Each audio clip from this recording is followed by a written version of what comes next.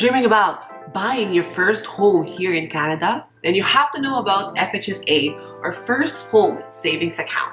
Today we're going to talk about a financial tool that can help you buy your first home here in Canada. And the best part is, it's tax-free. You know how tax can be expensive here in Canada, right? So yeah, it is tax-free. You heard it right. Let's talk about the First Home Savings Account, or FHSA, today. So let's do that. By the way, my name is Kat, and welcome back to this channel. You are probably here because you're an immigrant here in Canada, or you're aspiring to be an immigrant here in Canada, and you're just trying to get your shit together, which includes personal finance, personal development, because momshi, same, me too. I'm happy you're here. I'm happy that we're trying to figure this life out together. I don't feel alone. So let's talk about FHSA. FHSA is a registered savings account designed to help first-time home buyers to save up to 40,000 Canadian dollars for their first home, tax-free. The money you put in here is tax deductible, just like RSP, and your money here can grow through the investments you have in this account. And when you withdraw your money to buy a house from this account, it's tax-free, my child. it's like a TFSA and RSP had sex and they had a baby, you know?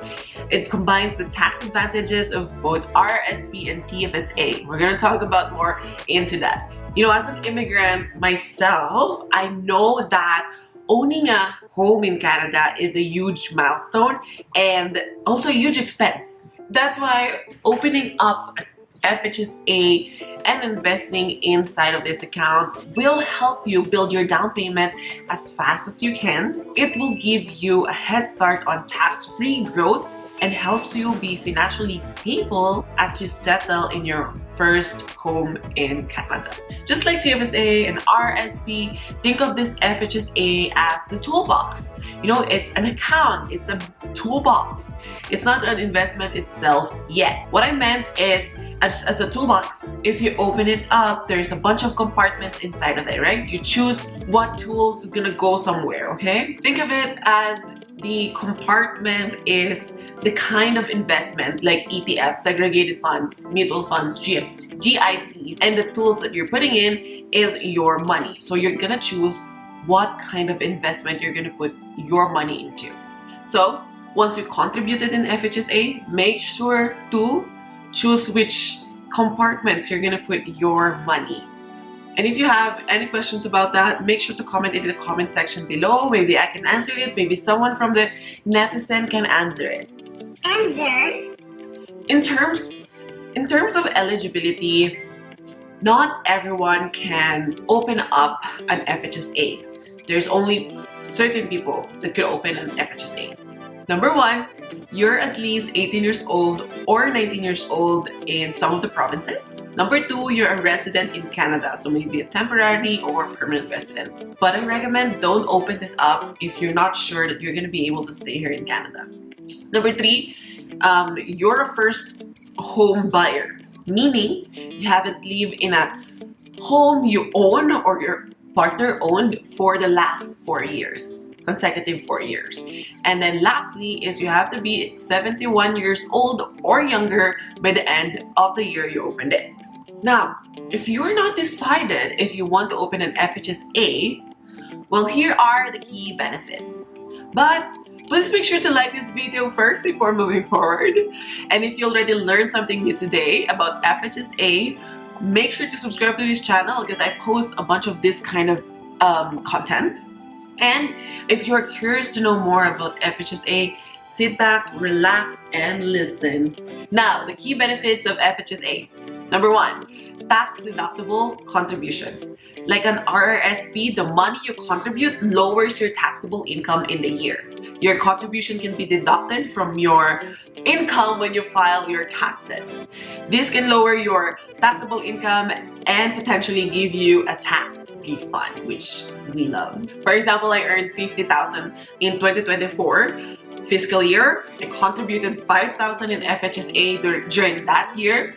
That means I will only be taxed by 45,000. I'm not an expert in tax, so make sure to ask a tax expert before quoting me if this is real. There is a calculator available in CRA where you can calculate how much you can potentially save for your tax. So for example, with that scenario, I could potentially save up 1,000 Canadian dollars from Ontario and federal tax without any other deductions, investment included. So just the base scenario that I shared with you. $1,000 that could potentially save from the tax. $1,000 is already big, okay? So make sure to think about opening up an FHSA. Number 2 key benefit is your tax-free growth. So any money you earn through interest, capital gains, dividends, or whatever inside the FHSA grows tax-free and is not counted in your contribution room, just like the TFSA. If you're not aware, you are actually taxed if you earned interest, capital gains, or dividends if it's a non-registered account. So be able to save that tax is such a great way to boost up your savings and investment. Number 3 key benefit is tax-free withdrawals for your first home. So when you're ready to buy your home, you can withdraw your FHSA funds tax-free, as long as you meet the rules, of course, which we're going to talk about later. The keyword here is tax-free withdrawal when you buy your first home. Okay, so now the government give this opportunity to us, FHSA, to boost our savings and investments. But not that much actually, because there are limitations. You can contribute 8,000 Canadian dollar for the whole year, for 2025 at least, with a lifetime maximum of 40,000. Meaning you can only save up to 40,000 when you open up an FHSA. Unused contribution room carries forward to the next year, which is nice. But you must remember that the account must be closed after 15 years of opening it up, or by the end of the year you turn 71, or when you buy your first home, whichever comes first. Make sure you don't go over contribution too, because just like the other registered account, there's gonna be penalties when you over contribute. So CRA actually will charge you 1% per month of whatever you over contributed, and you don't want that. You want your money for yourself, but you can fix that. There's something called a designated withdrawal or designated transfer, and it won't mess up your lifetime limit. I'm not gonna go deep dive in that. You can check in the description box below. There's links that you can click to read some of the resources I have. But just to let you know, you can open your CRA account and you'll know how much is your contribution room. Or you can just compute it, 8,000 for this year. I didn't put 8,000, so compute it on the next few years. So yeah. Now let's talk about my favorite part, which is now we're gonna withdraw money from FHSA because we're gonna buy a house, we're gonna create a house, we're gonna build our house. So these are the rules. Now, when you're ready to buy your first home, you can make a qualifying withdrawal and you don't have to pay taxes on it. Again, qualifying withdrawal. So here's what we need to do to make sure that we are qualified to withdraw the money from our FHSA. Number 1, you must still be a first-time home buyer at the time of the withdrawal, meaning you haven't lived in a home you owned or your partner owned in the last 4 years. Number 2, you have a written agreement to buy or build your home with a closing date before October 1st of the next year. This means you have an official document like purchase agreement, a construction contract if you needed to, because you cannot just withdraw it with a dream. We all have a dream to buy a house, right? Maybe not all, but you can't just say, hey, I'm buying a house, and then there's no proof into that. You need something in writing, in legally binding, so that CRA knows that you're actually using it to fund your house. And then the other one that I mentioned, with the closing date before October 1 of the next year. That means the closing or construction completion date must be before October 1 of the next year, of the following year you withdraw your money. Let's say you make a withdrawal from your FHSA in June 2025. You must be buying or building a home with a closing date of or completion date of before October 1, 2026. These rules again ensures that you're actually using the money you have in your FHSA to a house, to a home, not just pulling it to other random reasons, you know? And the next, number 3, the home that you're gonna buy must be inside the country, must be in Canada, and you have the intention to live in that house. Number 4, you must submit a CRA form, which is called RC725, to your FHSA provider. The form RC725 is called Request the Money for Qualifying Withdrawal from your FHSA.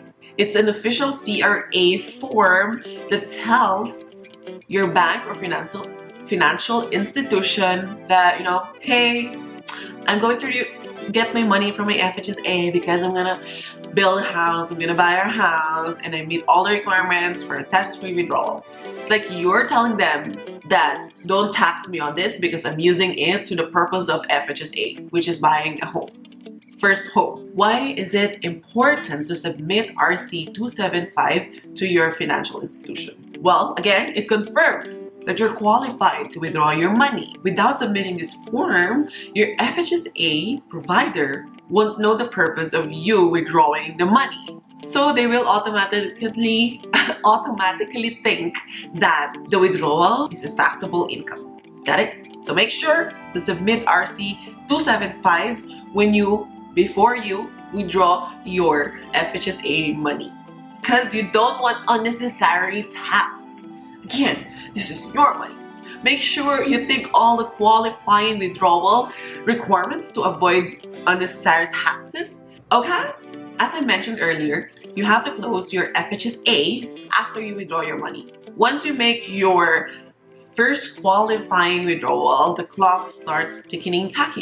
You have to close all your FHSA by December 31 of the following year you withdraw your money from. If there's money left in that FHSA account, you didn't need to use it to buy a home, to construct a home. You can transfer it to your RRSP or RRIF tax-free, even if you have no room in RRSP. It's kind of flexible. There's a program into that. But again, I do have resources down below where you can read all about that portion. Before I end this, let's summarize this video before I end things up. You know, FHSA, First Home Savings Account, it's a great way, it's a great tool to save up, to invest for your future first home. However, there's a limitation. Every year it's 8,000 contribution room per year, up to 40,000 lifetime. You must qualify to withdraw your money from your FHSA, meaning you're a first-time home buyer, you submitted the RC275 form, you are buying a home here in Canada, alright? And then don't ever over-contribute or you'll pay some penalties. And when the time is right, make sure your withdrawal is qualified so you don't have to get taxed. And once you withdraw, you have to close that account as soon as possible.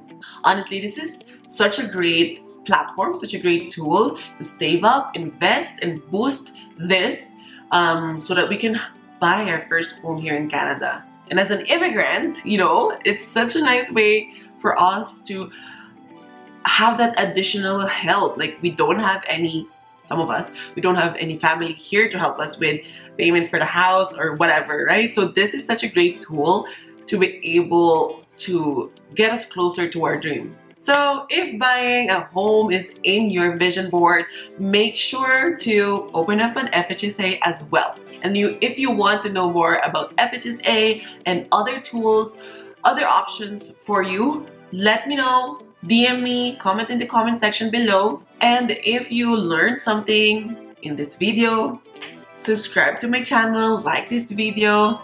If you already open up your FHSA, let me know what investment you put into.